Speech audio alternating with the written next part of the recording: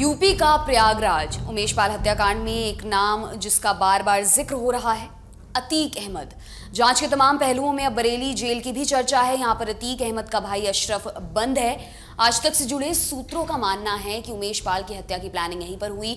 इतना ही नहीं, बताया यह भी जा रहा है कि अशरफ का साला सद्दाम नाम बदलकर फर्जी पता दिखाकर बरेली में रह रहा था।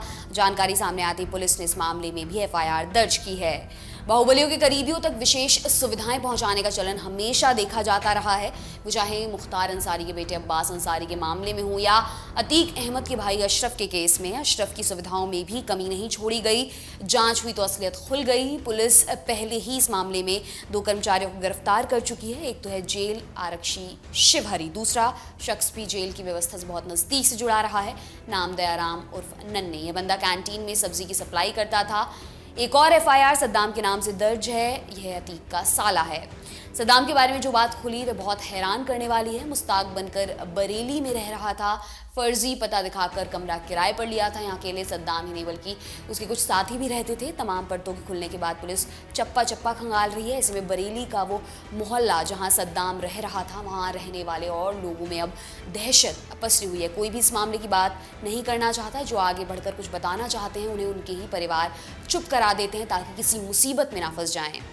उमेश पाल मर्डर केस में सीसीटीवी की मदद से क्रेटा में सवार हमलावरों की एक एक हरकत को बारीकी से देखा जा रहा है।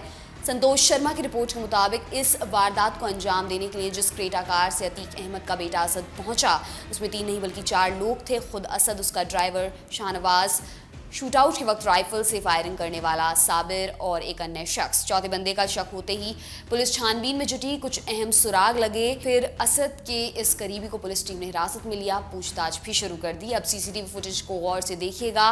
बात 24 फरवरी की है। उमेश पाल हत्याकांड को अंजाम देने के लिए शूटर 2 बाइक और क्रेटा कार से पहुंचे।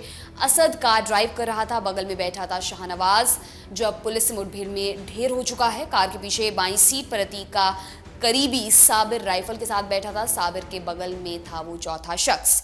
सीसीटीवी फुटेज का एक एक सीन समझते जाइए। गाड़ी रुकती है, ड्राइविंग सीट से असद उतरता है, दौड़ते हुए पिस्टल कॉक करता है। साथ में कार की पिछली सीट से साबिर राइफल लेकर बाहर आता है। हवाई फायरिंग करके लोगों को रोकने की कोशिश करता है। रिपोर्ट की माने तो ड्राइवर सीट के ठीक बगल में अरबाज बैठा था। असद और साबिर के उतरने के बाद वारदात होते ही अरबाज कार को तेजी से आगे ले जाता है। आपको बता दें कि अब अरबाज भी एनकाउंटर में मारा जा चुका है।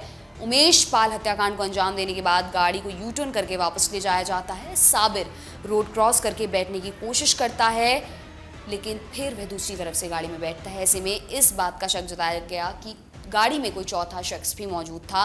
पुलिस सूत्रों के मुताबिक इस चौथे शख्स की पहचान हो चुकी है। असद का खास हमराज है जो हमेशा उसके साथ रहता है। ये तमाम जानकारी आपके लिए लेकर आए थे हमारे साथी हिमांशु। मेरा नाम है दिव्यांशी। देखते रहिए लल्लन टॉप यूपी। शुक्रिया।